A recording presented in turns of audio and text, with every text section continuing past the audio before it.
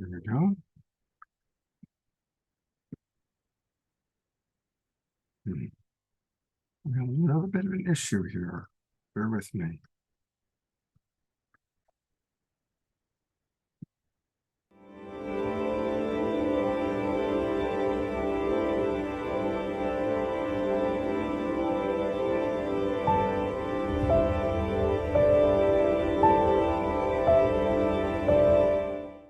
What if I were to suggest that you play a key role in the awakening world?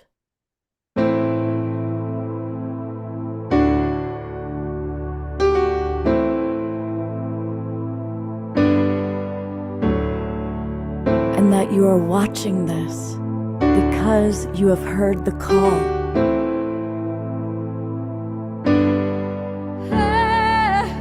We can start right now by opening our hearts and minds.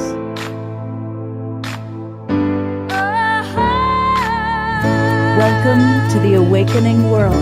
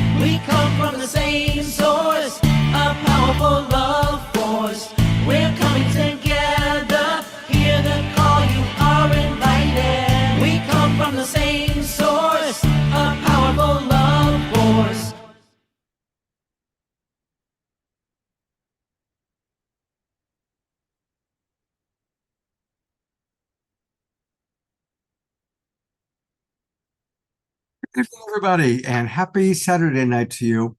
I'm Love Coach Scott Thomas. It is the awakening world. One of the things that I especially enjoy doing is when I can introduce all of you to people that I love. And my co-hosts, and really the inspiration for tonight's show are two of my dearest friends going way, way back. And coming to you from Asheville, North Carolina, here are Vineet and Rajyo Allen. And welcome, Vineet. Rajyo, and they have a beautiful retreat site outside of Asheville, and they are putting together a very wonderful festival, which I'm going to be flying out to be a part of. So welcome to the Awakening World. You've, of course, both been on my shows before, but tell us about the Interbeing Festival. Thank you, Scott. Quite an honor to be on the show tonight. Very exciting.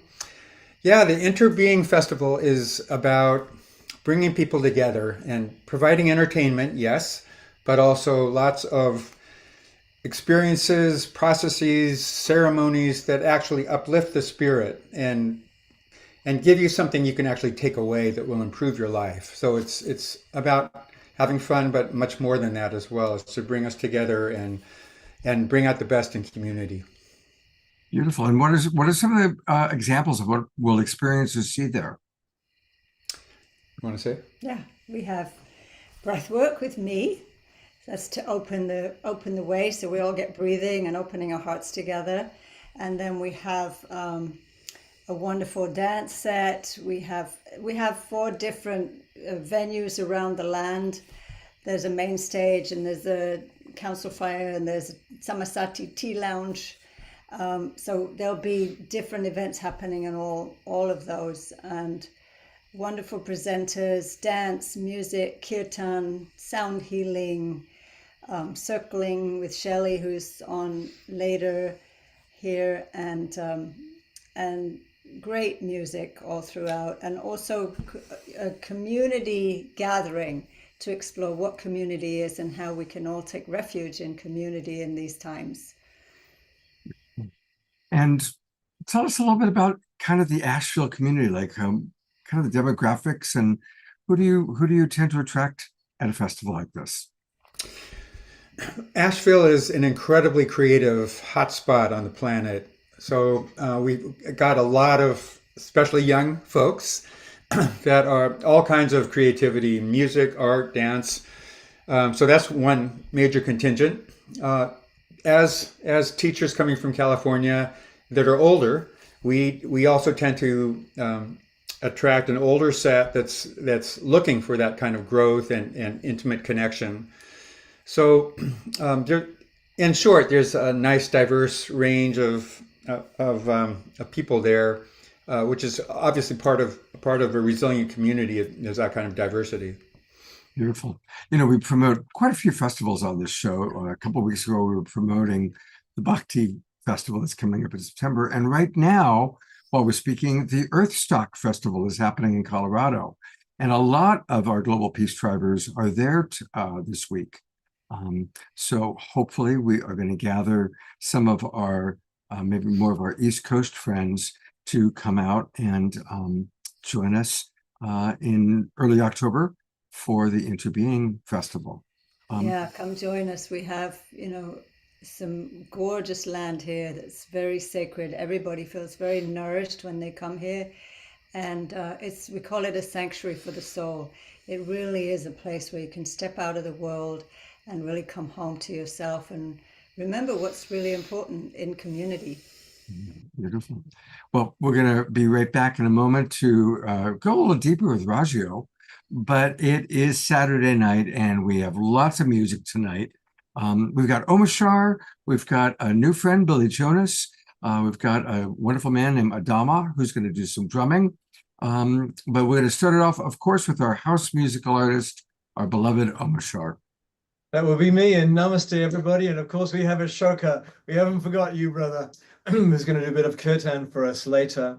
And I'd like to welcome everybody who's watching on YouTube, that's right, and FaceTime, not FaceTime, whatever the other one is. Facebook. They'll do. And all of our broadcast partners, greetings and namaste and welcome.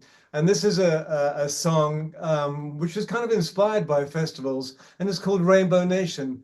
So there we go. So you can boogie to this one, I think. I'm just going to change mic source and be right there with you. So.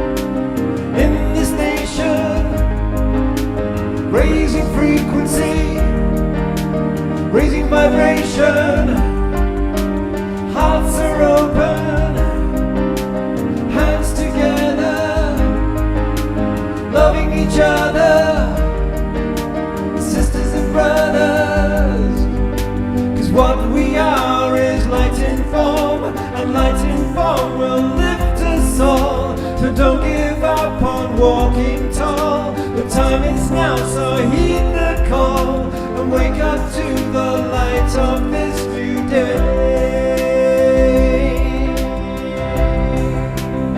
Because we are the heart of our world, the light in our world. We are the joy in our world, the love in our world.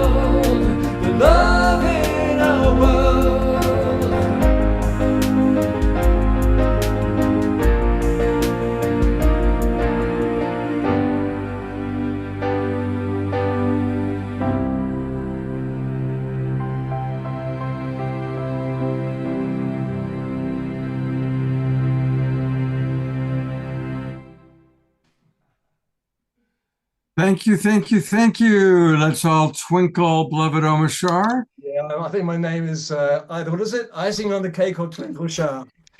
Twinkle Shar. I like Twinkle Shar. Thank you. Namaste. Namaste. Bye. And remember that you can get much more Omashar by going to his website, which is his name, omashar.com. And it's easy to go there. And we scroll down, learn about him, and we go to Bandcamp. And that's where we buy his albums. So I want to encourage everybody to please do that. And for some reason, your Bandcamp link is, there we go. There are his five little children, 5 Omashar albums, all waiting for you to purchase them. And it really is wonderful music, as you all know. Omashar is such a blessing to our awakening world, to our global peace tribe audience. So please do support him by getting his music. Thank you, thank you, thank you. And he'll be back later on for another song. All right. We get to go a little deeper. Someone who's really precious to me. And that's Vinny's beloved wife, Rajio. Those of you that know me well know that I was blessed to be married to a wonderful woman. And this was my wife, Suchi's best friend, Rajio. And it was kind of remarkable how Rajio and Vineet found each other. I had known Vineet for many years. And anyway, they are a beautiful, wonderful couple. And Rajio is a brilliant therapist, coach, has been on the path of awakening really her entire life. Rajio, it's always a pleasure to have you with us. And I'd love for you to kind of talk about your perspective, because tonight we want to look at both the external Interbeing Festival, but also what does it mean for us to really do the work of the interbeing within ourselves? Yeah, well, it's a big subject. My work, which I've been, as you say, passionately on the path with for all my life, is about the alchemy of awakening and really bringing our human experience into a divine expression and integrating both.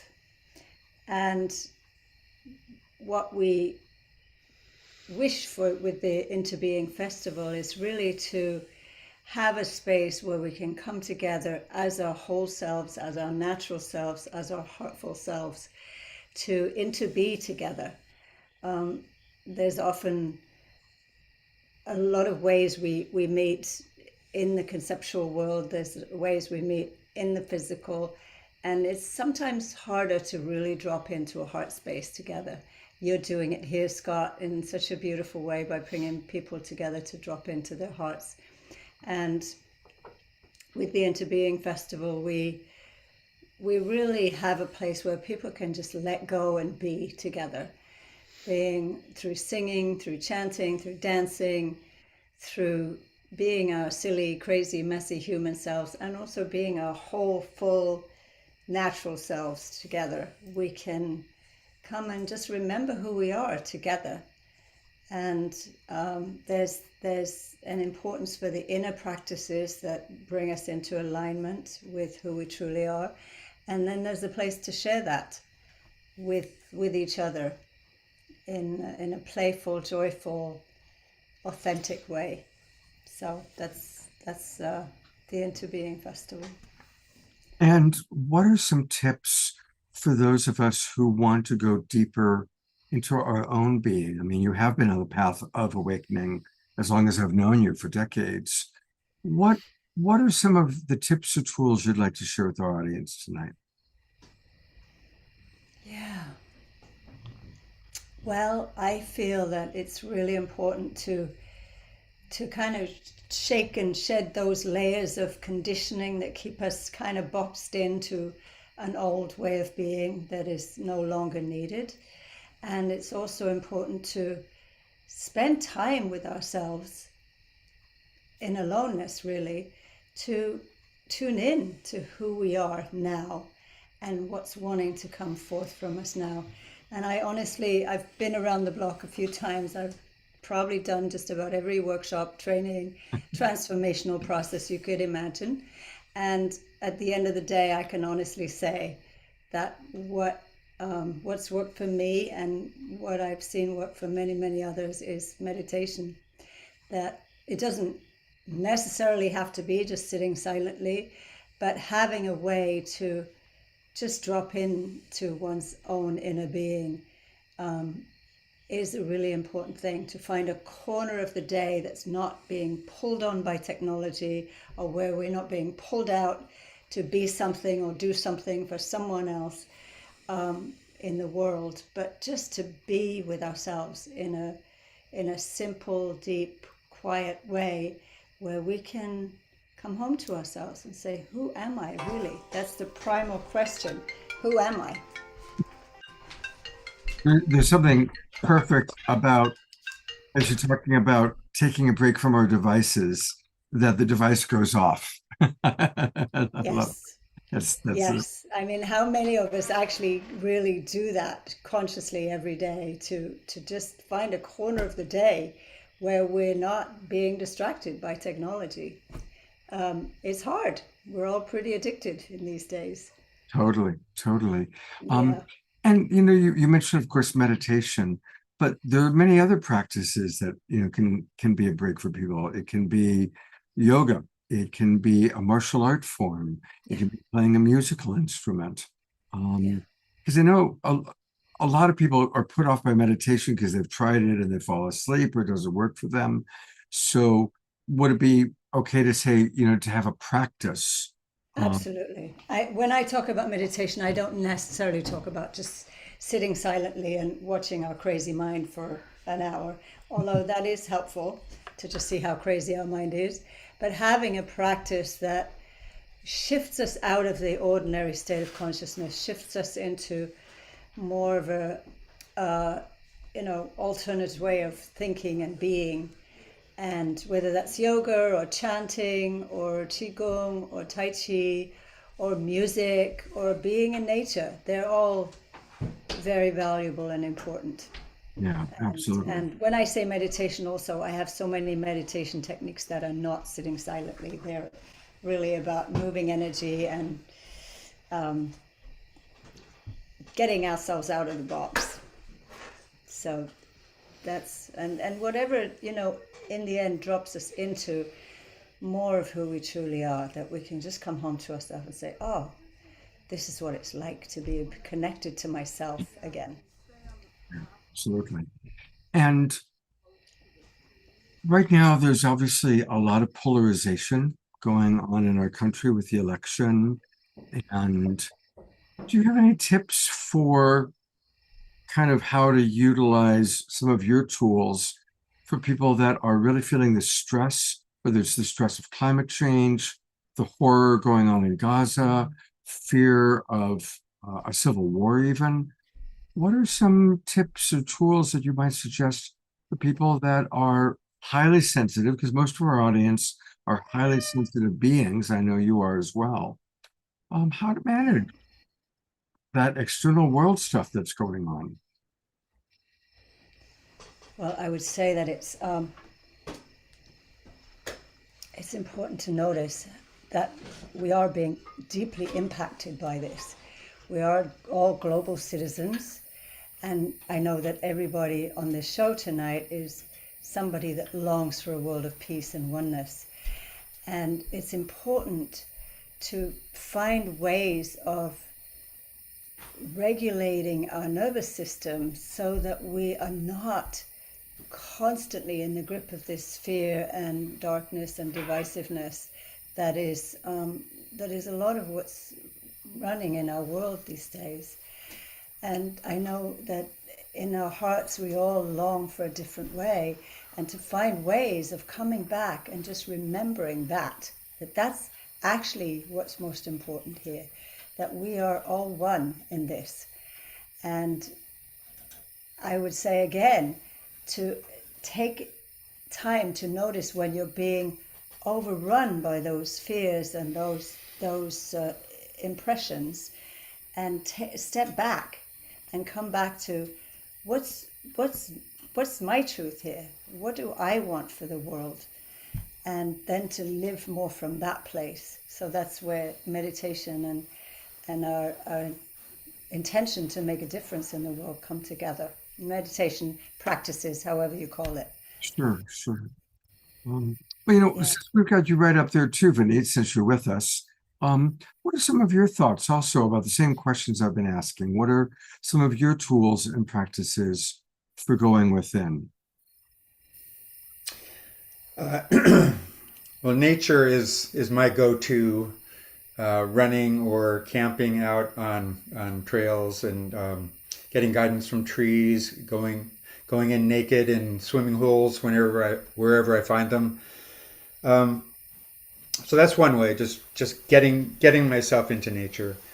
Another would be to take a few breaths wherever I am and go to that place that's spacious and quiet already, even if it's in a busy thoroughfare of some kind. But I know that place, that spacious, quiet place inside is fully accessible.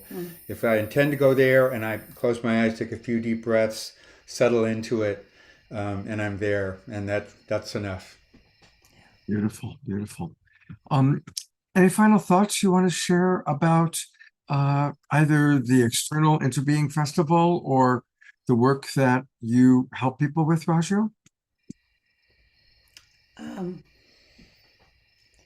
yeah, I just love it when we all come together in with a focus on what we all want to create together. And when we do that for ourselves internally, and when we do that together and share it, it becomes that's what the truth is. That's what shows up as the truth.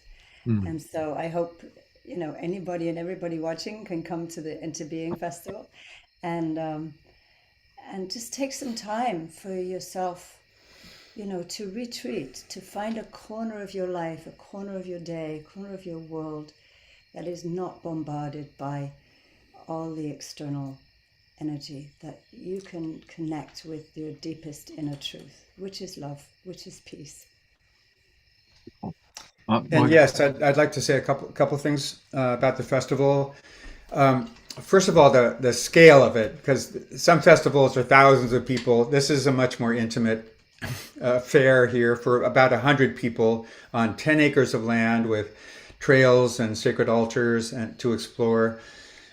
So that's kind of the scale of it. So that's understood. And the other thing is the theme this year is community, refuge in a changing world. As we know, with the world very uncertain, community and all aspects of it are more important than ever for our survival and our thriving.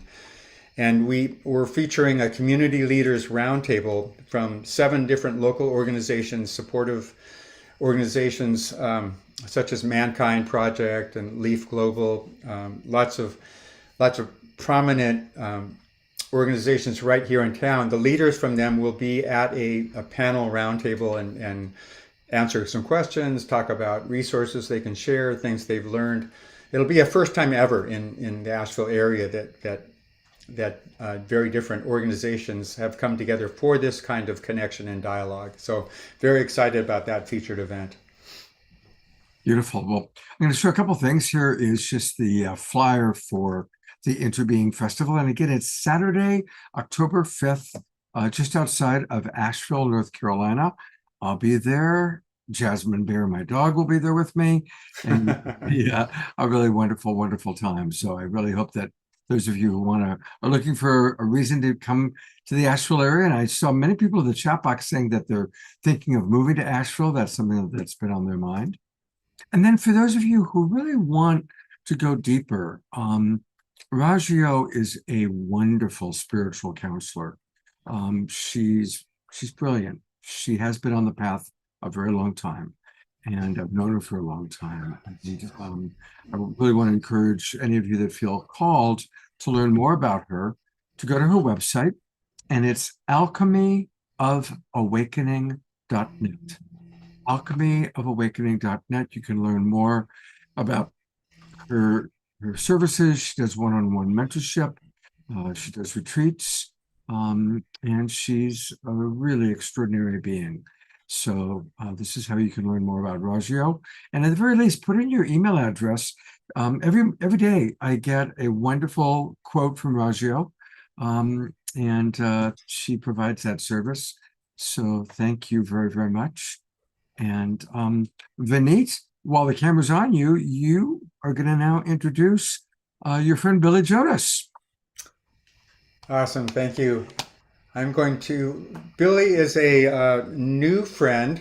I only first heard his music a few months ago at our wonderful Jubilee Sunday spiritual services, and I was blown away. It was so good and so real, with a real message that got me. So since I don't know too much about you, Billy, other than just such great music, I'm going to read the little bit that you gave us here. For over 30 years, former and perfected the art of the neo. He has called Asheville home since 1991. Billy's songs help heal rifts within ourselves, our family. Vineet, Yeah. something has gone wrong with your internet. You are seriously frozen. So I don't know if you may want to close some programs, or maybe somebody else in the house is using the internet, but you've been fine up until now, but you are freezing up. And so what I will do is, because I have Billy's information here, I'm going to take over a little bit. Hi, Billy. Can you hear me? Can you hear me okay? Yeah, you're good. You're good. Great. And Billy, it's great to have you here. And I guess what Vineet was trying to say is that Billy Jonas is all about bridging the divides through rhythm and song, healing communities in the world. He's been captivating audiences since 1987. I guess he was about 4 years old back then, using voice, guitar, and industrial repercussion. That's instruments made from found objects. Love to hear a little bit more about that, Billy. He tours solo as well as with the Billy Jonas Band, records with the interfaith super trio Abraham Jam, and he'll be releasing Bridging Divides, Dreaming the Future, a collection of commissioned and sponsored songs in the spring of 2025. He was honored with an invitation to perform at the White House in 2010, as well as the John F. Kennedy Center for the Performing Arts. He lives in Nashville with his wife, his 9-year-old daughter, and most importantly, 4 chickens and a big garden. Billy, welcome to the Awakening World. What a privilege to be here and to see all these bright, shining faces. I loved the dancing. That was so inspiring. I haven't been on a Zoom meeting where that was such a big part of it. So thank you, everybody, for doing that. Absolutely. And what do you got for us tonight, Billy? Let me play a song for you. I did not have to write the words to this, just the music. This is a poem by Rumi. Please give me a thumbs up if you've heard of the poet Rumi before, the Sufi poet. All right, so you'll recognize the guest house here. Oh, I wanted to tell you something before I do this. Yes, please. You'll have to give me some indication if I go off camera, because I can't see myself on the screen on purpose. If you were asking what we can all do to have a better life with all the nuttiness going on around us, you can achieve Zoom enlightenment by hiding self-view. You just go up in the right corner and you click on the 3 dots up there, or whatever the view, and then there's a little thing that says hide self-view, and you can't see yourself anymore. It's just Zoom enlightenment. Here we go. I can't see myself. This being human is a guest house. Every morning a new arrival. This being human is a guest house. Every morning a new arrival. A joy, a depression, a meanness, some momentary awareness comes as an unexpected visitor.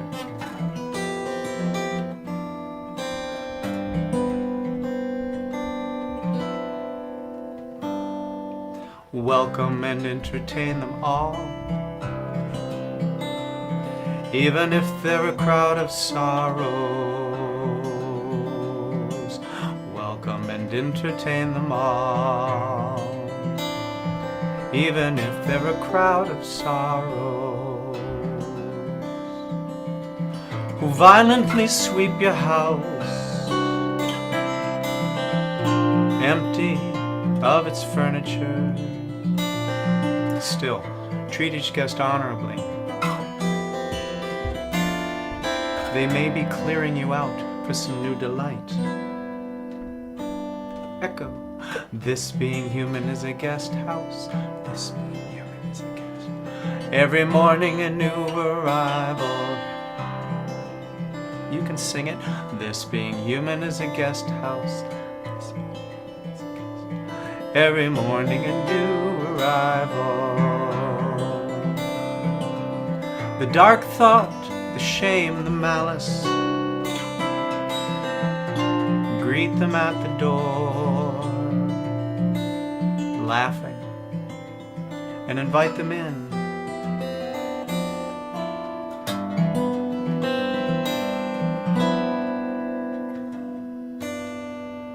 Be grateful for each visitor. Each has been sent as a guide from beyond. Be grateful for each visitor. Each has been sent as a guide from beyond. Help me sing it, please. This being human is a guest house. Every morning a new arrival. This being human is a guest house. Every morning a new arrival.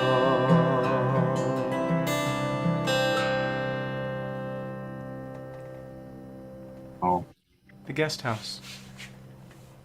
beautiful. And I think many of us do know that wonderful poem. And Dr. Laura writes, wow, Billy, that was brilliant.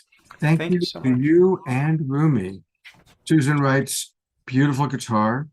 Pam writes, I love this poem by Rumi. Putting it to music is brilliant.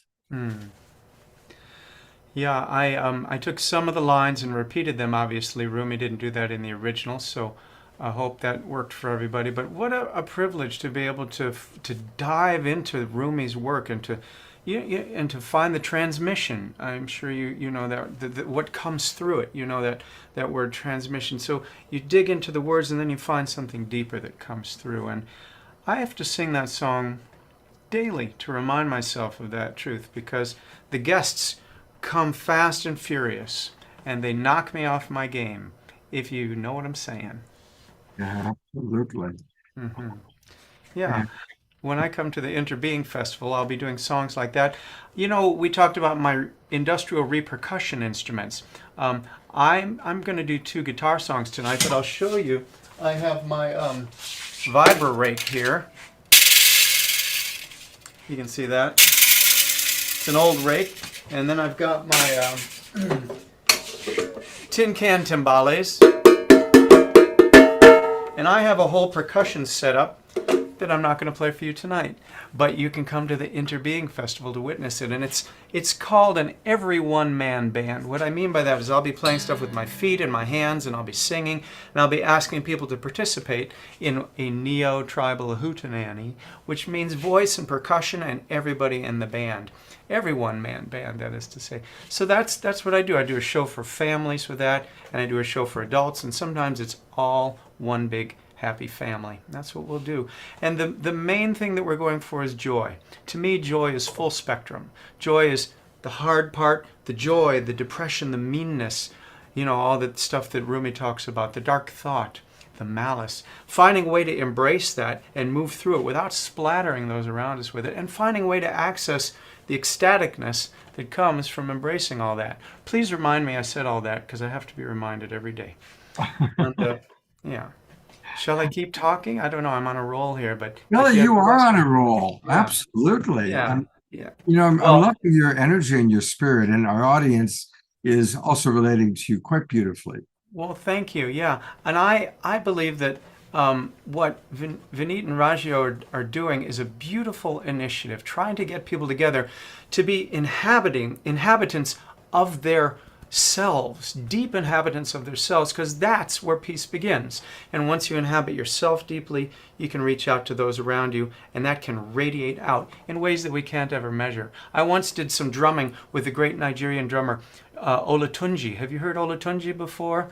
Babatunde Olatunji came from Nigeria in the 50s, and he just made the world explode. Anyway, we were all drumming, and he said, "Stop! Stop what you're doing! You have no idea what you're doing!" And we thought he was criticizing us. And then he went on to say, "The drumming you're doing here might be healing someone on the other side of the world." Wow. And the truth of that came through to everybody. And then we drummed again, and we were all totally in sync, which we weren't before he stopped us.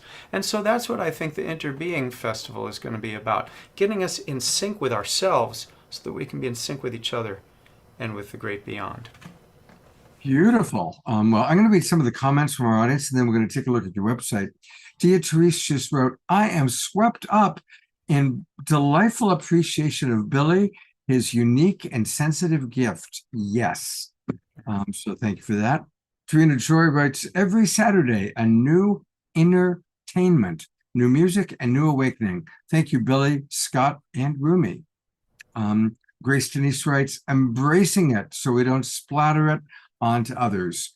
And Ayada writes, "Babatunde!" with exclamation marks. So clearly she knew of him.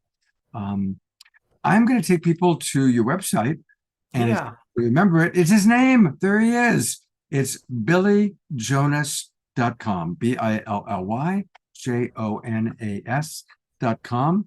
And that looks like some pretty fun looking people. Anything That's you want to direct people to? Well, there's a contact button. Please click on that and sign up to hear from me. You can choose to hear from me with my once every month or 2-month newsletter.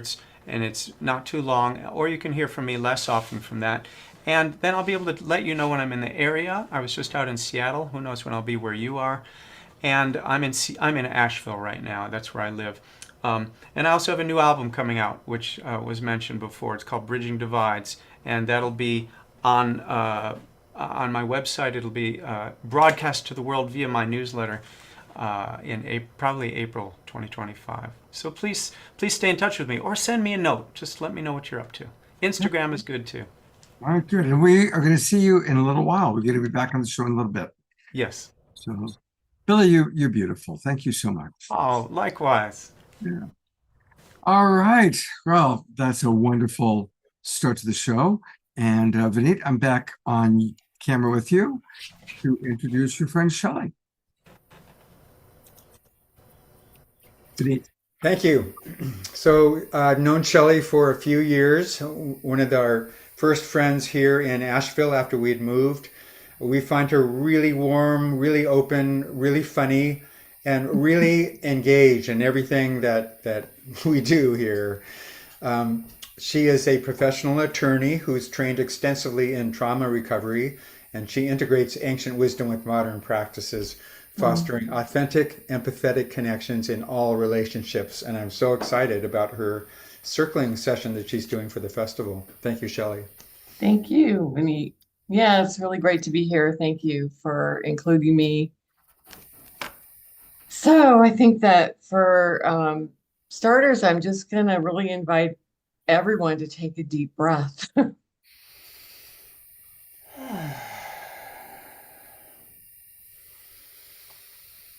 So one of the things that I have been learning over the past 7 years really has been to increase my ability to listen to people and to actually be with people in a way that is more than just being in the same place as they are, but actually creating an energetic field with other people so that we can be together in sort of a frequency that allows us to be with one another in a way that is not designed to give advice or fix or, like listen from the place of, oh, I know how to solve that, which of course, as a lawyer, I've had a lot of training in that. But in a way to be with one another and use a type of listening that allows for us to reflect back what the other person is sharing with us, maybe just so they really get that they've been heard. That asking the person curious questions to make sure that we're really getting their experience, and sharing the impact that what their experience that they are sharing is having on us. So this actually increases, we're talking tonight about how important it is for us to learn to be with one another's differences, and especially in the world where we have so much conflict. And it's so difficult to include everyone when we have such sharp differences in our beliefs and our views. So this is a way to increase our capacity to let people be where they are without trying to convince them that they need to be somewhere else. And it's really a type of resonance work too, so that it comes from the place of nothing is wrong, that nothing needs fixed, that we can just be together in a way that we can actually kind of slow down and feel into what is happening, and include in our experience our somatic experience as well, not just cognitively be, you know,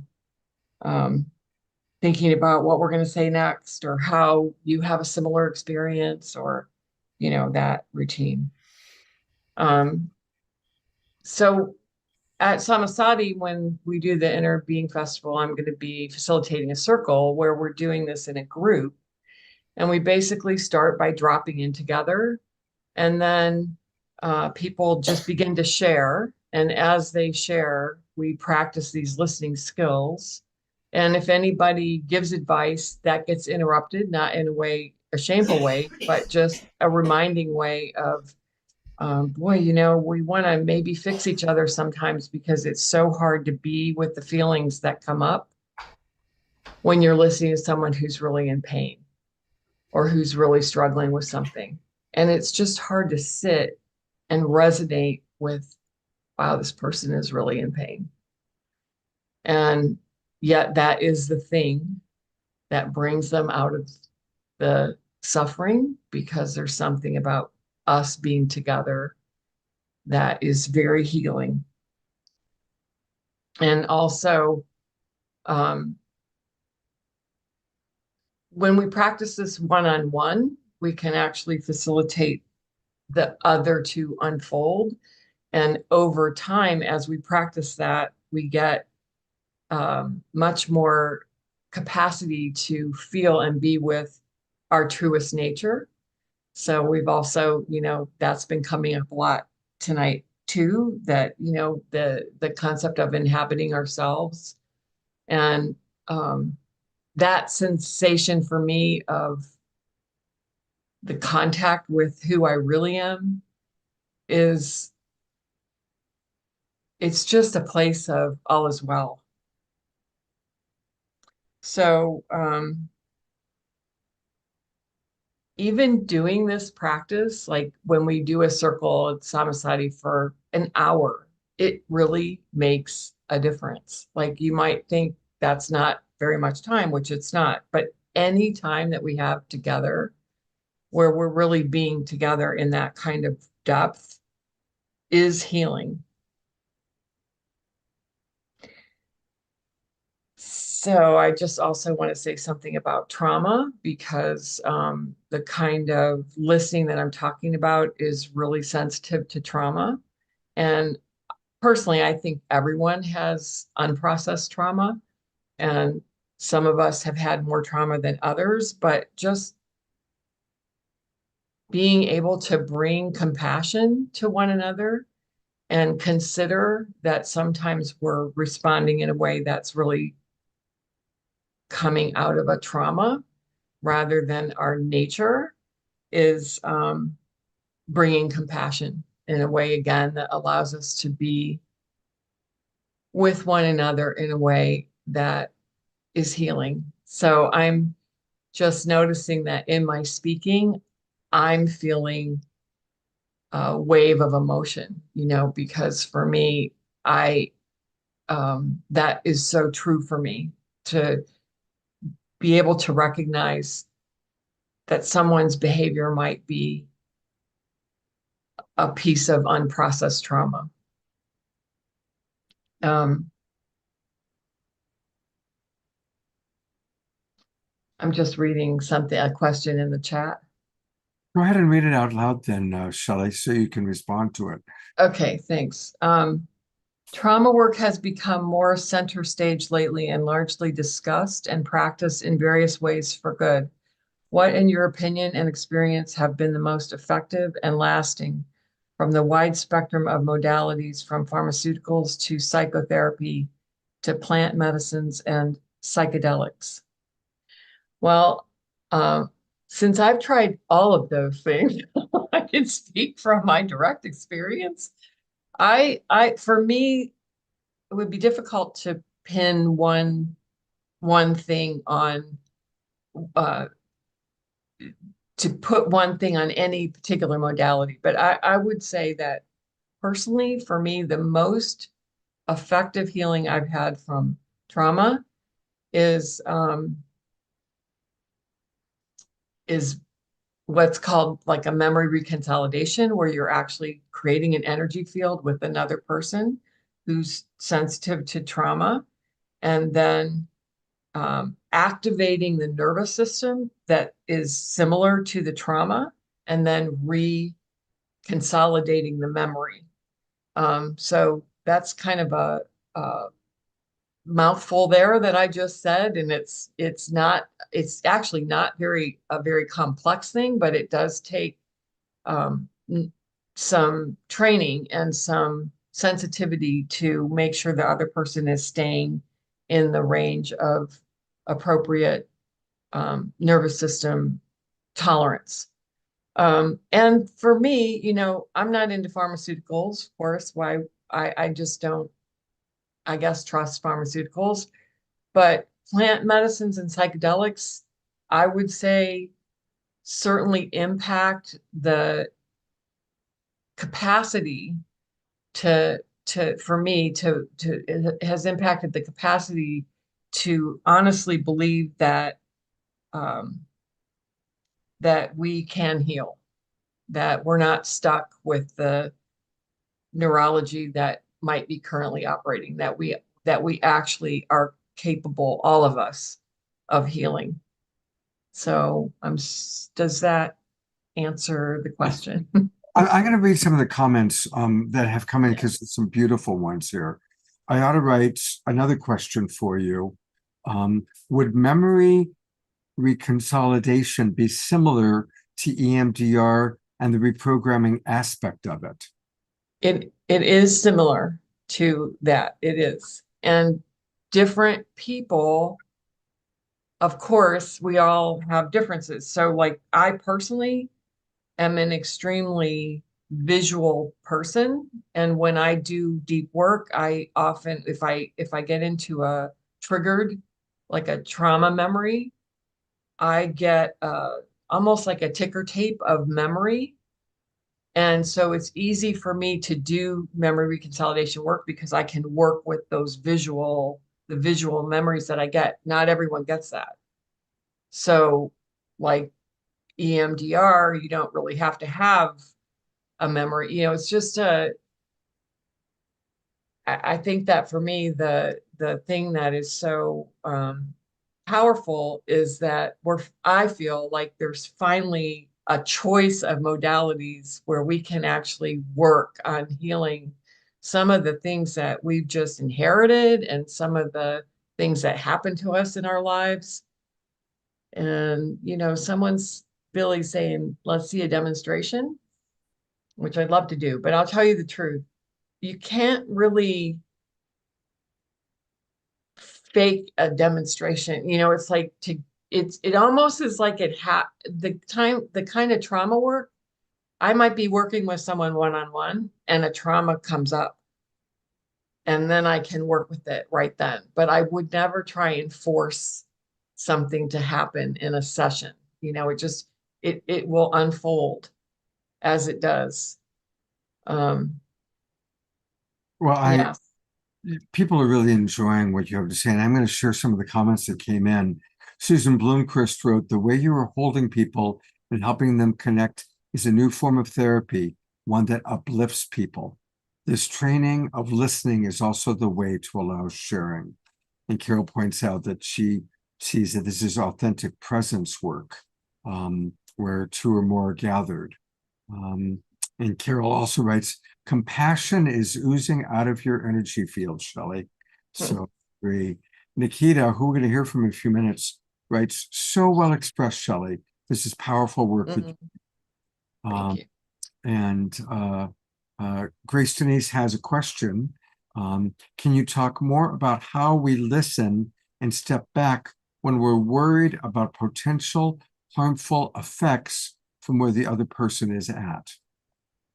Good question. Yeah, I love that question. So, I'm going to give an example from my own life that's really recent. I just moved into a house. I bought a house. I'm an older person. It was a big decision for me. And I thought that I would be thrilled and happy. I've been looking for a house for years, 7 years to be exact. And so I thought I would be really joyful and it would just be this great, joyful event. And so when I would tell people that I bought a house, they would meet me with that expected exuberance. "Oh, congratulations, I'm so happy for you." But I actually was having a different response. I was having a lot of fear come up and um, grief, which I didn't expect. It was completely flabbergasting to me. And when I would say that, not everyone, but many people would say, "It'll be fine.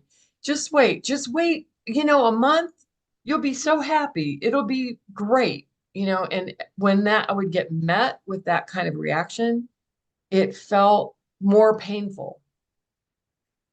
So this is what I feel is that when that happens, it's like the person I'm speaking to is struggling to be with my pain. So it's not available for them to reflect what they heard me say. "Wow, Shelley, I'm getting that you're scared and that this is really bringing up grief for you." When I get that response, it's like, oh, my body just relaxes, like, oh, this person hears me. So while the first example, the person is trying to help me by pushing me forward in time and reassuring me that everything's going to be okay, it actually has the reverse effect and pushes me further into my fear and grief. So this is the thing about reflection and using these kind of curious questions. So it's bringing up grief. Say more about that. Let me know you. Give me space to unfold. So, this is an example of reflecting, asking curious questions, or sharing impact. When I hear you say that you're scared and you're in grief, I notice that I feel really sad. And I'm wanting good things to happen for you. This is like a completely different vibrational frequency than, "Hey, a month from now, you'll forget you were scared and everything will be great." you know? Uh, so yes, so the question, what was your grief about?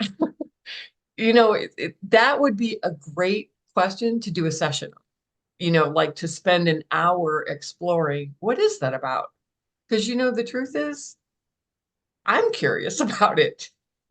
Sometimes our emotions are so complex, and it's like, I'm not really sure what's going on.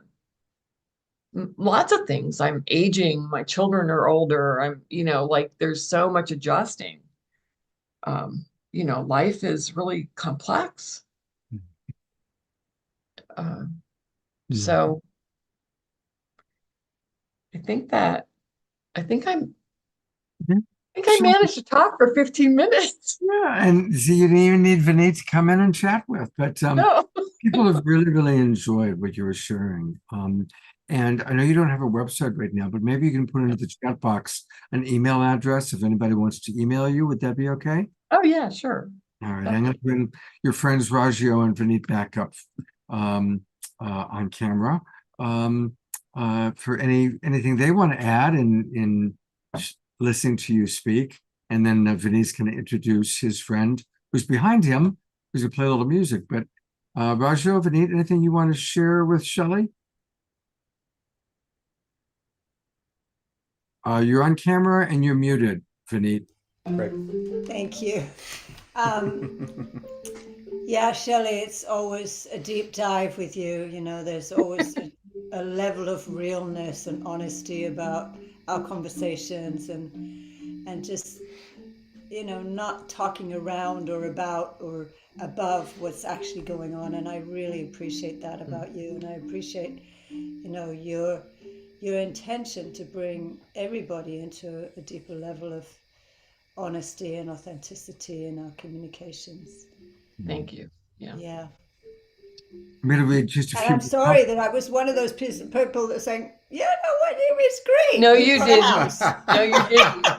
You did not. I mean, you were happy about a house, but you did not do that. Just so Okay. you didn't. I am going to read a few. I'm going to read a few more comments for you, Shelley, that came in. They're really quite beautiful. Grace Denise writes, "Thank you." Pam writes, "I love that response. I hear your grief, and I want good things for you." Nikita writes, "So resonant, Shelley. Thank you." Carol writes, "Complex and scary, sometimes, and unclear and confusing and nonsensical. Life is hard." Trina Jory writes, "All that and an invitation to be curious, to self-inquire and find out more deeper." Karen writes, "Trauma clearing is so important." Ayada writes, "I know that so well. The difference between when someone acknowledges how you're feeling and is curious in a supportive and helpful way." So you've stimulated our audience members, and that's what this is all about. Thank you, Shelley. Yeah. Thank you. Thanks for having me. All right, and Vineet, I know you've got a friend to introduce, and we may want to do a quick sound check just to make sure that it's Zoom friendly. Okay, you want to sound check them right now, or? Yeah, well, do you want to introduce him first? Yeah, sure. Okay, great. This is Adama Dembele, who I only met recently, and he's already become a wonderful friend, I have to say. Adama is from the Ivory Coast in West Africa, and from 33 generations of djembe and balafon players, so it's quite a prestigious lineage. He is a cultural ambassador and resident teaching artist with Leaf Global Arts, which is a fantastic arts organization here locally. Puts on an incredible Leaf Festival twice a year. He's also a professor at UNCA, University of North Carolina at Asheville, and Warren Wilson College, a wonderful progressive liberal arts college, and a multi-instrumental composer and choreographer. Adama? So you want to just play both instruments, and we'll sound check you here.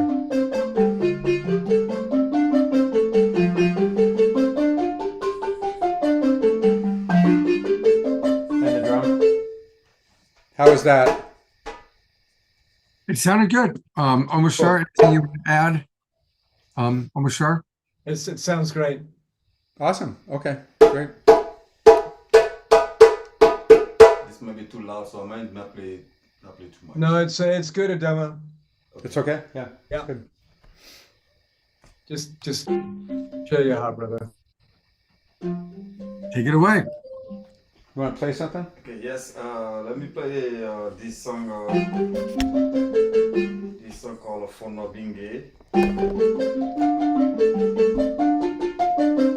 Fono Bingue is a very traditional West African rhythms It's a play for the middle workers in West Africa.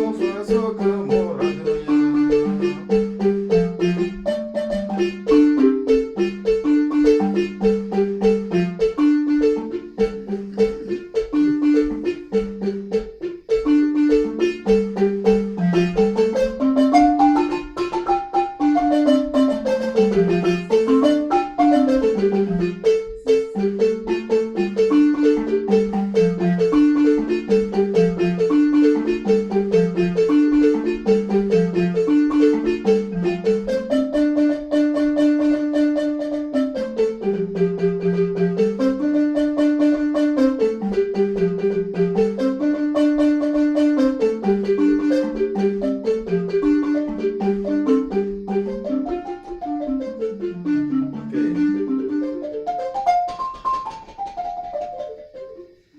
Thank you. Try to give it.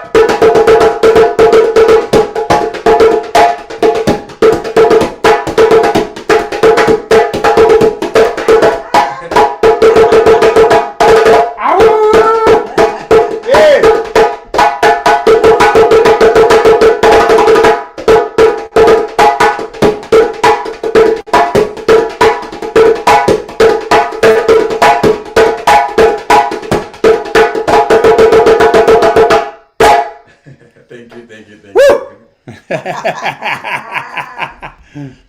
Thank you, everybody. So, yeah, this is a djembe. I have a two very traditional, old traditional West African instrument, which is the djembe and the balafon. The djembe is a instrument like what everybody I hear everybody say right now said we want people to get together and everybody to get together and share a good time. So this instrument, the djembe, is the instrument was made for that. Because the real name of the djembe is a djembe meaning unite, like bringing people together. So that's the instrument. So that's why the djembe, you don't need to be a musician or know anything about music. It's a type of the instrument. If you take it, just grab it and put your hand on top of it, you can bring it some beat who can make somebody next to you happy. And also it's the instrument who is gonna connect people with the heart, with the beat. The heart, the beat of the drum and the heart and beat come together. And the djembe always bring this thing together called like a rainbow, you know, like a multiple color together. So the djembe is an instrument bring like a multiple color, multiple language, multiple food, different culture together, right? So for this festival, what I'm gonna be doing is to get a drum to everybody and show them some song which is like a very powerful like a celebration song, full moon song, or any type of a celebration song we're gonna play together and to bless the festival to make everybody feels together. Yay. Awesome. That's gonna be my role. Fantastic. Fantastic. Thank you. Scott's muted. I think it's mute.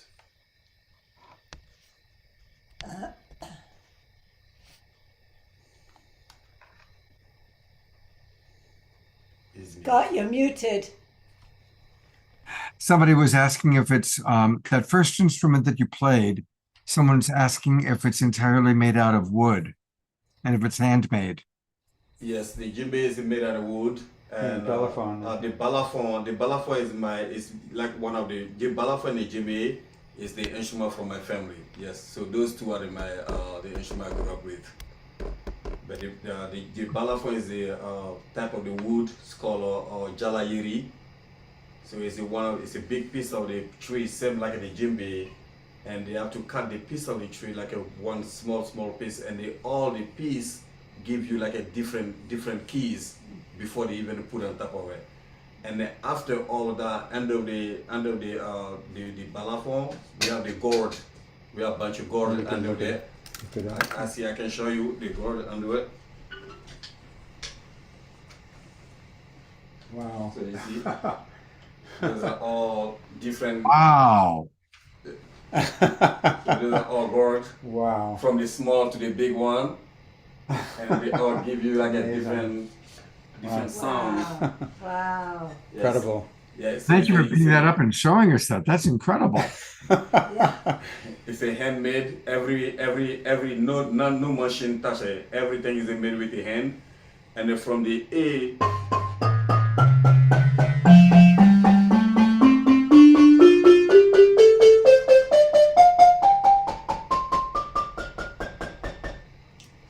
Go from the bass to the high notes. Right? Wow. Incredible. And tell us one more time what the name of that instrument is. It's called a balafon. Balafon. It's the real name of this instrument was a bala, just bala. But after when things start to change, like a xylophone, saxophone, and everything, so they added like a balafon. But the real traditional name is a bala. Beautiful. And you're 33rd generation of being dedicated to building community. And has that always been through music? Has that always been your family lineage? Yes, it's always been my family lineage. My dad. You want to sit up a little closer? Yeah. Yes. Let's see him. Let's see him. Yeah.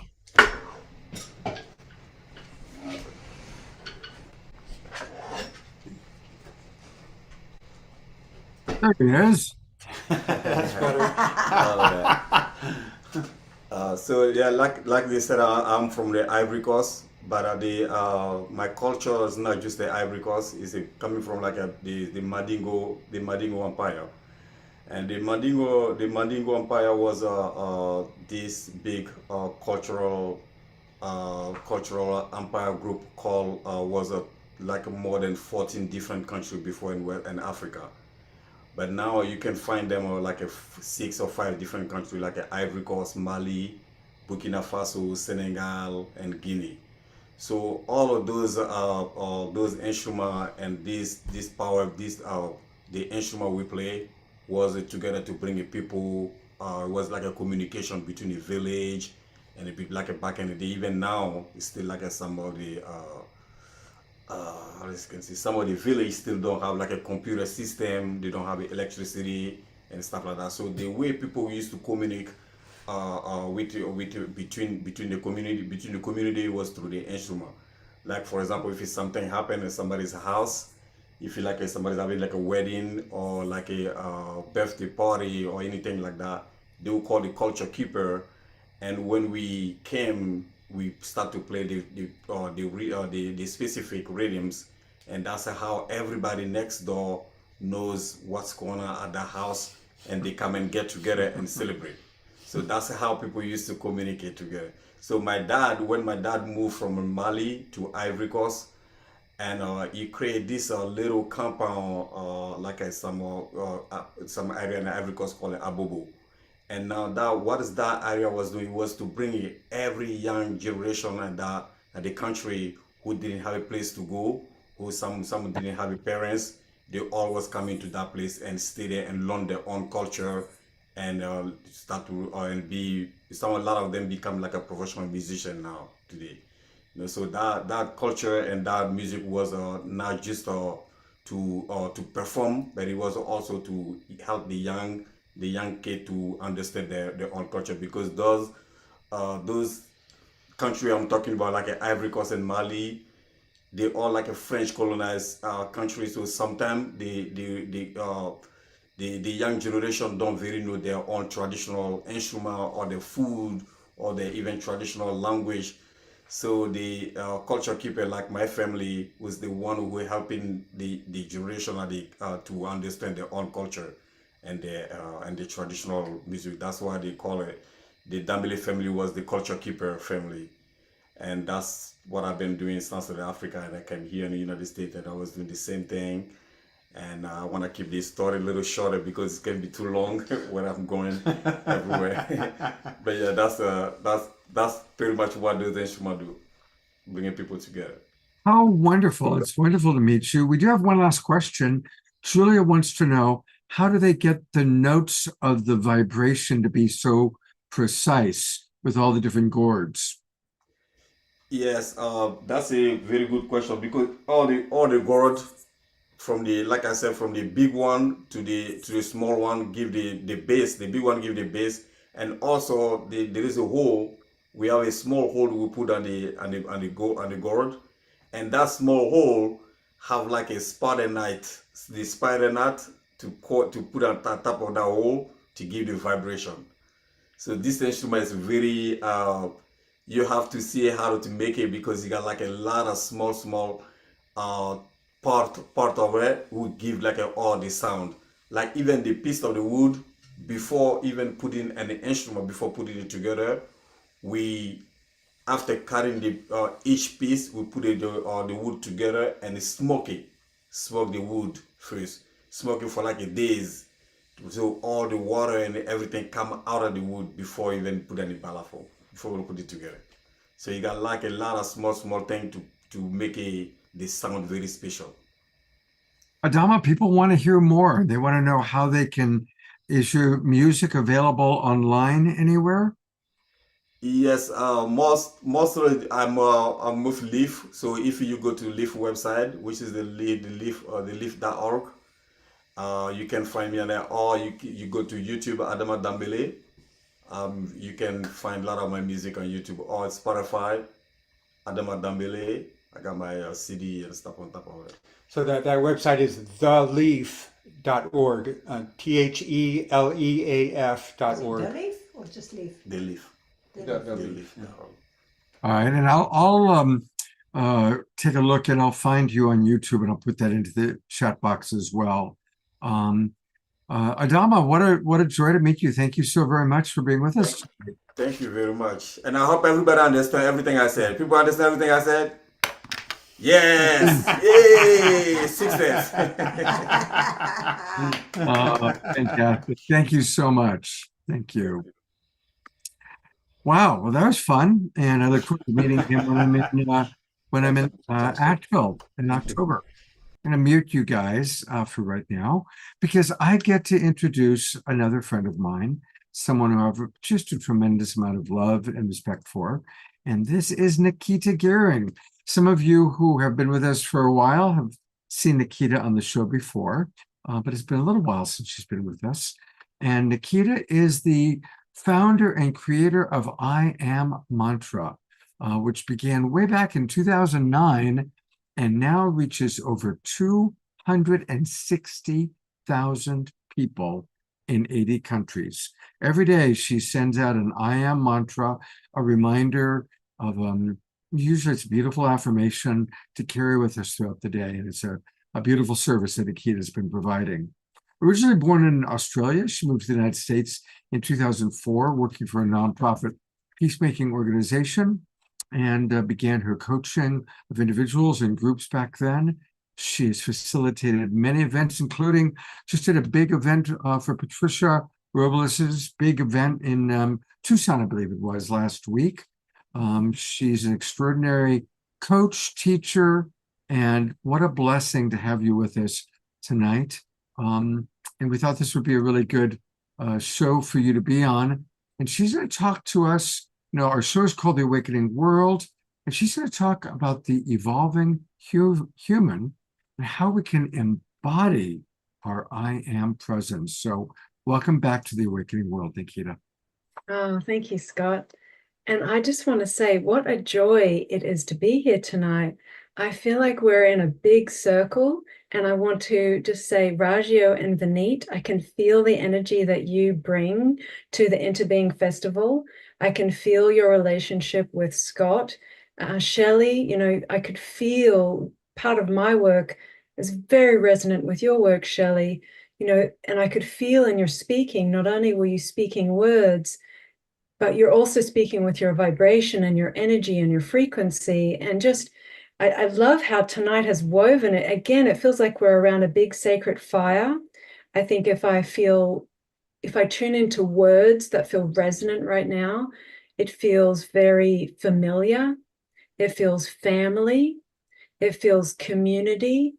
There feels like an authenticity, a permission to be our authentic selves, that we don't have to be perfect, that we can come, as Shelley said, with both the realness of the moment, deep appreciation of ourselves and the realness of the moment, and also, as Adama just led us through, then feel the joy of the moment as well. So I guess I just wanted to kind of name some of the energies I'm feeling in the space right now, because my work right now, it's very much around the evolving human. And the idea of us as, I think I want to just plant some seeds. And in the time that I have tonight, I want to plant some seeds into our circle around the fire, the sacred fire, the heart flame fire, the remembering fire, knowing that what we plant here tonight, not only is beneficial for us, but it also ripples out into the collective. If you're familiar with the work of the Heart Math Institute, which is a profound group of individuals uniting spirituality and science, what we know is that what we are vibrating at, which is influenced by our physical body, our nervous system. It's influenced by our mental body, our thoughts. It's influenced by our emotional body, our emotions. It's influenced by our energetic body. Our vibration, how we're living and being, literally ripples out into the collective around us. And this, I think, is important because the concept of the evolving human is that we are remembering our interbeing, our connection with ourselves and source, whatever name we call, and Mother Gaia. And we're remembering our interconnected relationship with all of life around us. And what I'll say about that is, the more we move into harmonic frequency, and for now, let's think of that as love-based frequencies, and we can do that through nervous system work. We can do that through working with our thoughts, shifting from fear-based thoughts to love-based thoughts. We can do that through emotional work, as Shelley so eloquently spoke to. Shelley, I really honor you. I can really feel the depth of the deep work you do in the world of trauma, deep listening and repatterning. But as we learn how to address what I sometimes call the residual trauma-based, fear-based emotional imprints in our system, we can then repattern to love-based, higher frequency emotional programs, imprints, frequencies. And then we start to, when we have a high vibrational thought and a high vibrational emotion, and we combine that with a regulated nervous system, we think of a regulated nervous system is no longer in survival. It's in our optimal, thriving, more regenerative state.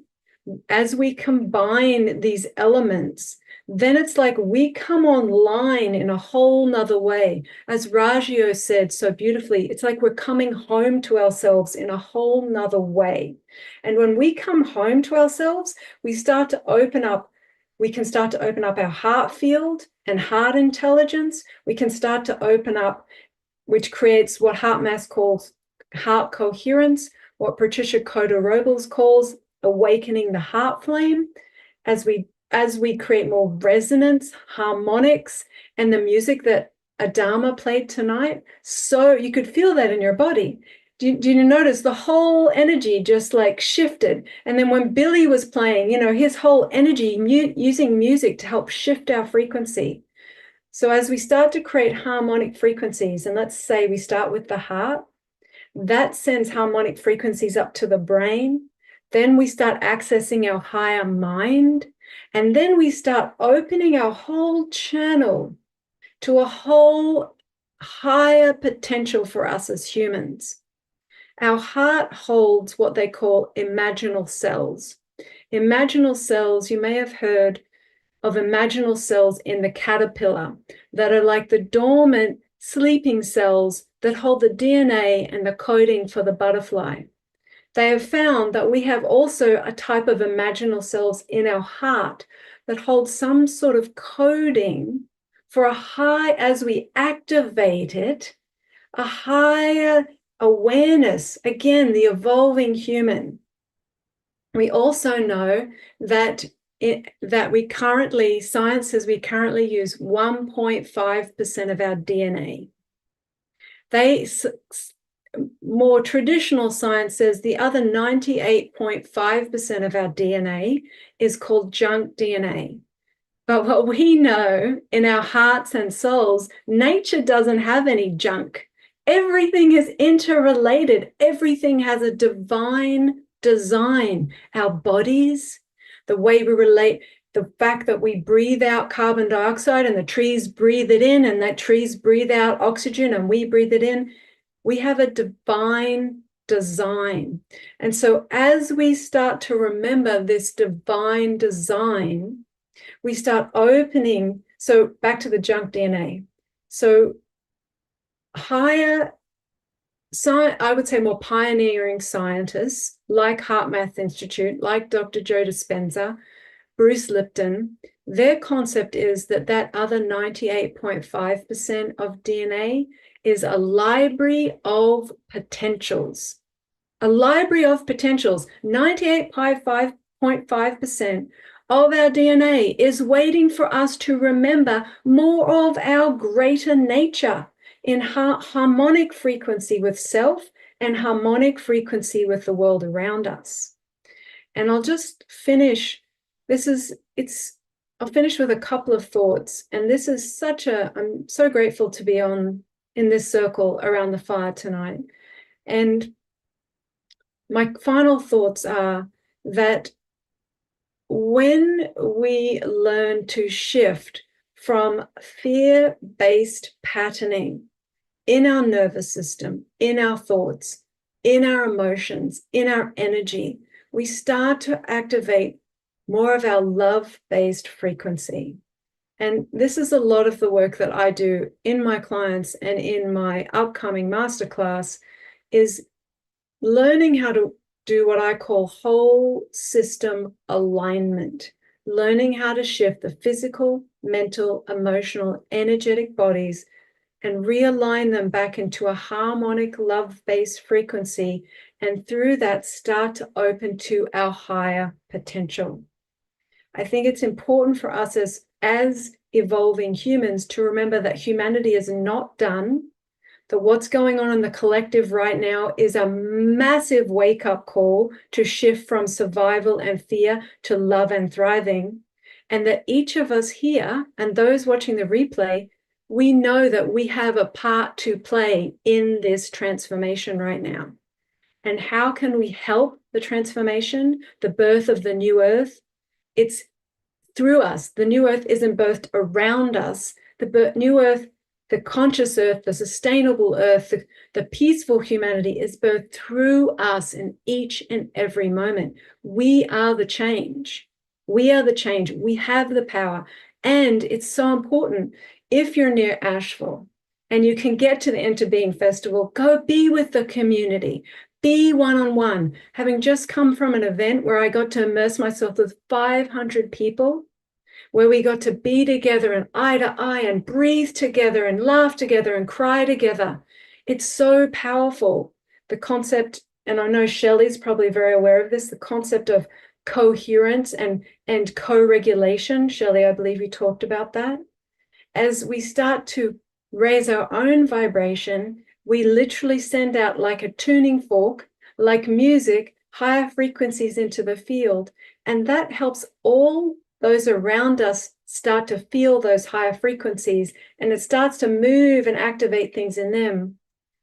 And I'll just say one final thing, because I'm so passionate about this topic. So I'll say one final thing. Not only when we create a harmonic frequency in ourselves, when we choose love over fear, when we really make an effort to remember and come home to ourselves and then meet each other deeply, as Shelley talked about, as Rajio and Vineet are modeling, that as we create more harmonic frequencies in ourselves, the HeartMath Institute recently released a study that they said that obviously those who are aware of the HeartMath Institute, that we produce, this isn't new, but that we produce an electromagnetic field that our heart produces an electromagnetic field, and so does our body, and it ripples out around us and flows out from us. What's important right now to that, and this shows how we can affect significant change, is that number one, a small group of people coming together with high elevated thoughts and high elevated emotions, thoughts and emotions together can affect significant change in the collective consciousness. Number two, when we create heart coherence, love-based frequencies in our heart, high vibrational emotions, feeling love, joy, compassion, our heart sends out a certain frequency. That frequency is the same as one of the energy frequencies that surrounds the toroidal field of the planet. That frequency is the same frequency as one of the fields around our planet. And the concept is that as we grow in love, we literally feed the love field around the planet that then bathes the planet in higher frequencies, and all of life is then bathed in high frequencies, which then starts to shift the collective consciousness. So thank you for being here. Thank you. You matter. We each matter, and we each make such a powerful difference every time we shift from fear into love. Thank you, Scott. Oh, let's all just take a breath and breathe in that download of very important insights and wisdom that Nikita has just shared with us. Let's take a breath.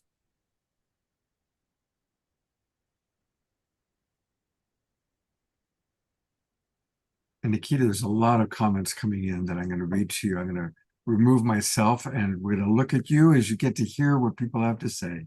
Scott, can I just say one really simple thing? You can say as much as you want. We're in no rush. Thank you. I would normally have started with breath, so I'm really grateful that Scott brought that in. I love, Shelley, that you invited us to breathe. Because I felt this was a time I wanted to download as much as I could. And what I would say is a practice that I do that really helps me come home to myself and become aware of my breathing. When I become aware of my breathing, I start to regulate my nervous system, and I shift into witness consciousness, and I can more easily shift my mind and my emotions and my energy. So I'll just leave you with this thought: hand on heart, one hand under your belly button, on your navel chakra, also called lower dantian in Qigong and Chinese medicine. And just doing this throughout the day and breathing down into your body in a calm, relaxed way, releasing tension and letting your body soften and open. So hand on heart, hand on under the belly button, and breathe down into the body and release the stress and allow yourself to kind of come home to yourself. So thank you, Scott. I appreciate that. Thank you. And maybe you can demonstrate that while I read all the comments that are coming in towards you. Carol Craig wrote, I've been enjoying your I am mantra every day since you were on the show previously. Maximum Grace, Nikita. Pam writes, Nikita, I always appreciate your beautiful and heart-opening words and presence. Carol writes, yes, absolutely. This is a big sacred fire gathering together a few times per week for 4.5 years now.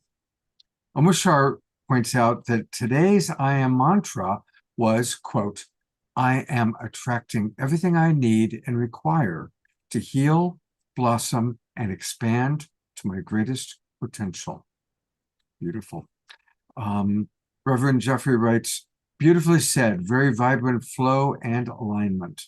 And Susan points out that what you'd said previously, that it's our favorite metaphor here, talking about the caterpillar into the butterfly through the imaginal cells. Ayada writes, that's amazing and such good news that we have imaginal cells in our hearts. The implications of that are incredible. Susan writes, kind of like spiritual Rolfing. Welcome back, Eleanor Joy. Susan continues, the reason I like this theory is because the individual person can affect change just by feeling love and peace. And Roger and Vinny said, yes, this is such good news. Eleanor Joy writes, this is so profound. This little bit that I just got, I came in just in time for supreme wisdom from Nikita. Carol writes, I felt that high vibrational frequency this week in the DNC, and it's a joyful experience that lifted me up more than I can remember in recent time. Oshar writes, beautifully shared wisdom, dear Nikita. Shelley writes, thank you so much. I felt your every word. Thank you for reminding of us all that we matter. There's still more. Ayada writes, Nikita, I love and resonate with everything you've shared here. So aligned with much that I feel and sense. In particular, the growing sense I have that our response to such distressing situations as the wars in Ukraine and Gaza can and need to become one of focused love for all involved. I know that's not a new concept, but I sense that right now on the planet, we're on the threshold of this new consciousness, and the more of us dedicated to this, the faster things will transform. Grace Denise writes, thank you for this uplifting wisdom. Mara writes, thank you so much for the suggestion with the breath work. Ayada writes, yes, absolutely. The DNC was a love fest. And finally, Ashoka writes, well of wisdom, Nikita. You've touched our audience beautifully. Well, we're all co-creating this, right? We're all vessels. All of us have shown up tonight to co-create this. And so I'm really honored to be in Circle. And yeah, thank you, Scott, Vineet, Ragio, for creating this sacred space tonight. Our pleasure. And I want to let people know how they can get more of you, because obviously our audience loves you. Her website is, of course, iammantra.com. iammantra.com. Click there, and that's where you can get the get on to receive her I Am Mantra daily, or put your name and address in there. I already received it. But she is starting a human masterclass starting in a couple of weeks on September 15th, the Evolving Human Masterclass. Tell us about this, Nikita. So this is something I'm very inspired about. It's going to be an 8-week immersion with a really beautiful group of people. And we're going to go through some of the concepts that I talked about. We're going to address the physical body, the mental body, the emotional body, the energetic body, the spiritual soul body. We're going to work with neuroscience. We're going to work with nervous system.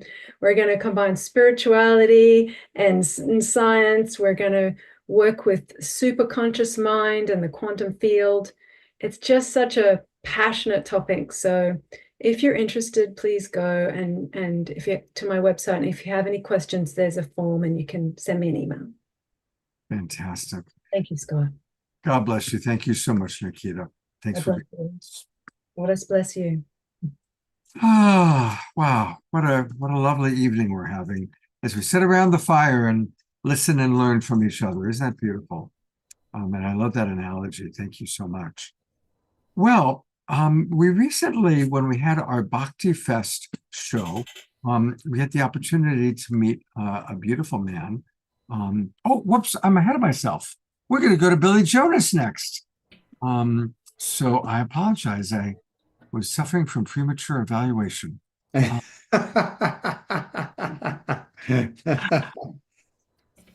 Vineet, anything you want to add about Billy as we turn the spotlight on to both of you? Well, just my experience. We had a pre-festival gathering for some of the performers and presenters here recently, and I was just really taken by not just Billy's prowess and choice of songs, which are so evocative and meaningful for me, but his way of engaging the audience is like I could not sing along with him because just the way he would tell as he was singing, he would tell you the next, and I think we just experienced this. He would mouth the next line of the song, and we would all just come right in, and it was a beautiful chorus and call and response kind of thing. So clearly, he has the gift of being able to really engage and work interactively with audiences, including children. I can see he's a master at all ages and energies. So in addition to his lovely introduction, I will say that about Billy, and I can't wait to hear his next song. Thank you so much, Vineet. All right, you can still hear me okay? Give me a thumbs up if you still got me. Perfect. Yep, all right. We're going to do a participatory song, a whisper-along song. Will you try this with me? Call and response. Whisper it. Hey, hey, hey. Hey, hey, hey. Yeah, yeah, yeah. Yeah, yeah, yeah. That sounds good. That sounds good. Everybody say. This is just the rehearsal. There will be different words.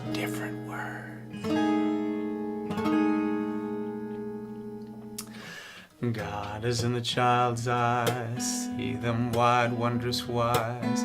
God is in the rain and snow, and each snowflake this we know. God is in the trees and air, the rocks, the birds, the bees, the bears, and God is in the clouds above. God is in each act of love. God is in the oceans deep. Some say God goes there to sleep. God is in the mountains high, whistling a lullaby. God is in the darkest wood. God is in your neighborhood. God is in a place that's near. Sometimes it's just not so clear. God is in. God is in. God is in. God is in. God is in. God is in. God is in. God is in. God is in.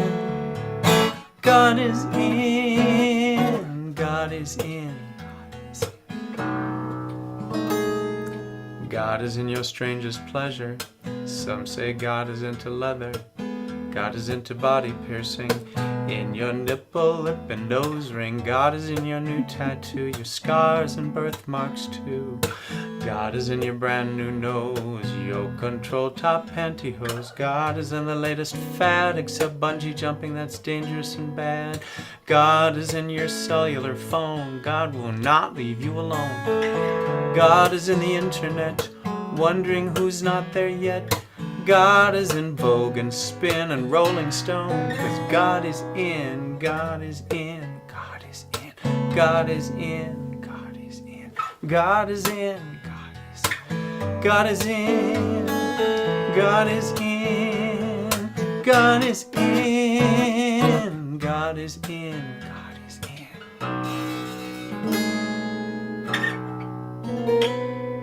Now you can say God is in, or you can say God is Zen, or you can say Goddess in, or you can say, hey, I got us in. Whatever supports your theology, it all works here. God is in the Christian house, bread and wine and holy cross. God is in the Jewish home, Shalom Chaverim Shalom. God is in the Muslim, Allahu Akbar Salam. God is in the Hindu way, Jai Bhagwan, Namaste. God is in the dancing pagans, every drop of perspiration. God is in the Wiccan coven, 12 plus 1 perfect dozen. God is in the Druid song, that's why they go on so long. God is in the Buddhist chair singing, don't just do something, sit there. God is in the Vatican. God goes there for vacation, and God is in the Quaker meeting. Sleep until they start the singing. God is in your guru. How do you spell guru? G-U-R-U. God is in the atheist saying, yes, I don't exist. God is in the flowing Tao then, and now, and now, and now, and God is in the Rastaman. I and I, on and on. God is in the Mooney wedding. Who gets who, begin the betting. God is in those Hare Krishna, rub their heads and make a wish. Now God is in, God is in, God is in, God is in, God is in, God is in, God is in, God is in, God is in, God is in. God is in your bank account, sometimes juggling the amount. God is in your ATM, counting bills and stacking them. God is in your college fund, laughing 'cause it's gone, gone, gone. God is in your IRA, adding interest every day. God is in your pocket change, your job is giving it to strangers. God is in the beggar's cup, sometimes God will fill it up. God is in the empty hands, spent it on cheap Almaden. God was in the S&Ls, but left, that's why they went to hell. God is in Walmart, greets you with a shopping cart. God is in your old jalopy, makes it go when it should not be. God is in the Greyhound bus, sitting in back and watching us. God is in tourist class, on a frequent flyer pass. God is in the pilot light, dancing through the night. God is in the radio, public radio told me so. God is in the microwave, unless you use something metal, then the microwave is the devil. Also don't microwave with saran wrap, it forms molecular bonds with your food, it turns your intestines into Tupperware. God is in your Tupperware, but not the lids, so buy some spares. God is in, God is in, God is in, God is in, God is in, God is in, God is in, God is in, God is in. God is in the ozone layer, holier and holier. God is in the atom bomb, or at least the atom bomber's mom. God is in Chechnya, Srebrenica, Slovenica, Serbia, Monrovia, Liberia, Haifa, Kandahar, Baghdad, Oklahoma, Chicago, Israel, Gaza, and Ukraine. God is incredulous at all the stuff we do to us. God is inspired by those who fly, those who try. God is insatiable, so sing and dance way past full. God is in you and me, someday God'll help us see. God is in love with love, so live in love, and that's enough. God is in, God is in, God is in, God is in. God is inside of you, all you don't and all you do. God is in, God is in, God is in, God is in. God is in your greatest doubt, the jury's out, doctor's out, but God is in, God is in. God is in this festival, I hope we get to see all of y'all. God is in, God is in. God is in the town of Asheville, come on down and get your fill. God is in, God is in. God is in the Heart Math Institute, oh my Lord, they're so astute. God is in, God is in, God is in, God is in, God is in, God is in, God is in, God is in. Everybody, God is in, God is in, God is in, God is in, God is in.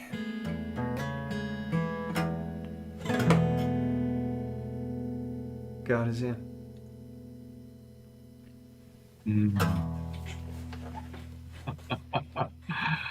Oh, that was awesome. Absolutely. I'm going to go to gallery view. Let's give Billy some twinkles, some Awakening World twinkles here. It's beautiful. Thank you. And there are some wonderful comments coming in, Billy. Tia writes, Billy, you are looking deeply into my eyes as if singing to only me. This is a trippy, fun song. Carol writes, I'm so grateful for this tribe and this show. I'm feeling so much better for attending tonight. Blessings to all of you. Morgan writes, I love this man. God is all that is, everything and everything. Oh, everyone and everything. So love this song. Thank you. I want this song. Thank you, Billy Jonas. Susan S. writes, brilliant. Love your sense of humor. Reverend Jeffrey Colbrook writes, love of God enfolds us. I am the love of God. And Carol writes, what if God is one of us is an old favorite of mine. She's right on with the lyrics of that song. And more coming in. Grace Denise points out what beautiful words. And Katie O'Shea wants the words. I don't know if you've got them written down anywhere or not. Yeah, at the website you can go to the shop tab, but they're free. Just go to the shop tab and scroll down to Hold on. there. Okay. Let's slow down. We're going to do this now. So everybody, we are now on the Billy Jonas website, Billy Jonas, JONAS.com. And we're going to go to shop. And then lyrics and sheet music. Wow. Yeah, and up above that is the merchandise where you can buy it, But yeah, you can listen and see it here, and then you plug God is in, or just scroll to God is in. Oh my God, look at all these songs that you've got, the MP3s, the PDFs. Oh my God, this is quite a website. I'm a professional. You're more than that, partner. And here they are. Here are the lyrics just for you. Ask, and these ye shall receive. For God is in the website of billyjonas.com. That's where you'll find God. Billy, you're a delight. Thank you. What a privilege to be here, and I hope you all will consider coming to the Interbeing Festival. It's going to be a glorious celebration of connectedness. Absolutely. Well, I'm looking forward to meeting you in person and being there, and I hope some of us will be there. It's going to be a lot of fun. And your friends Raju and Vineet are still there.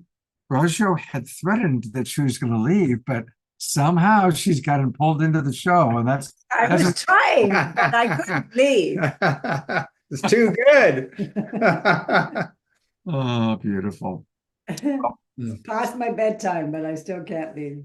I'm glad you're still It's here. that good. Well, we've got one last presenter, and he's somebody that we met a few weeks ago when we did a show promoting the Bhakti Fest. And I was just so touched with the beauty of this man and his devotion that I wanted for us to spend a little more time with him. And this is Ashoka. And he is just very, very devoted in beautiful ways to what really this show is all about, to awakening, and doing it through love and through his music. And so we're going to chat with him a little bit afterwards, but I think it'd be really lovely, actually. Would you be willing to do some kirtan for us, and then we'll have a chat? Sure, Scott, can you hear me? Yes, you sound great. So I'm going to start with the mantras that Nikita talked about. I am mantra. Start with Oms, 3 Oms. Om is supposed to be the original word, original creation by God. Then I will sing Om Namo Bhagavate Ramakrishnaya. I posted it on message. Namo is salutations. Bhagavate is divine. Ramakrishna is a master. His disciple Swami Vivekananda brought Hinduism to the West in late 1800s. So Ramakrishna is about names are many, God is one. Just like when we want to climb a mountain, there are many paths. So There are many paths, whether it is Buddhism or Christianity or Hinduism, to reach the one God that that we just sang. So please sing. Also, this is call and response. I'll be playing my CD, and that was produced in India.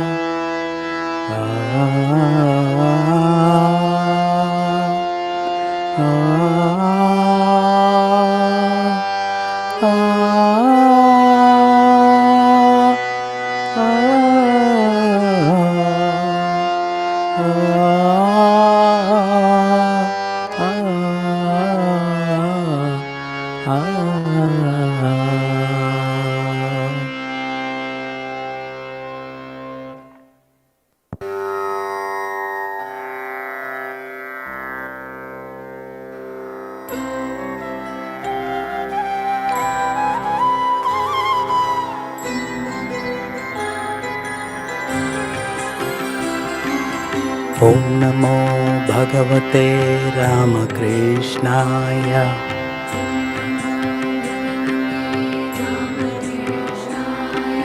Om Namo Bhagavate Ramakrishnaya.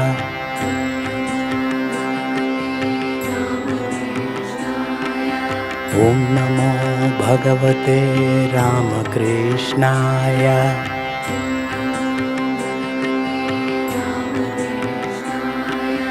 Om Namo Bhagavate Ramakrishnaya.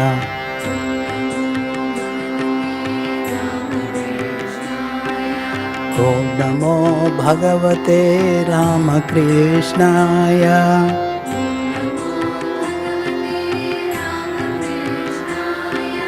Om Namo Bhagavate Ramakrishnaya.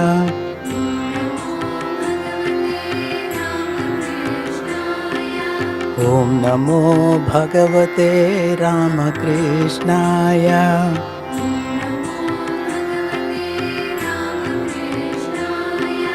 Om Namo Bhagavate Ramakrishnaya.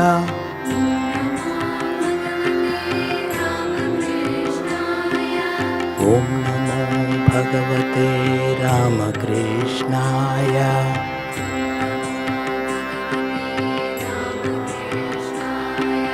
Om Namo Bhagavate Ramakrishnaya.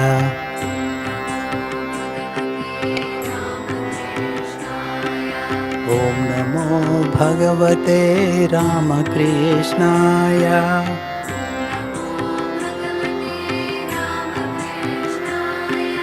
Om Namo Bhagavate Ramakrishnaya.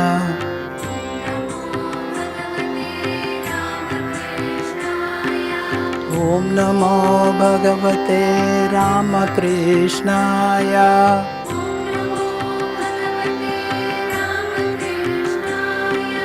Om Namo Bhagavate Ramakrishnaya.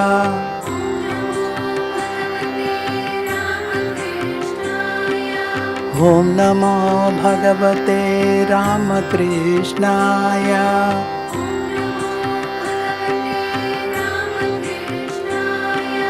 Om Namo Bhagavate Ramakrishnaya.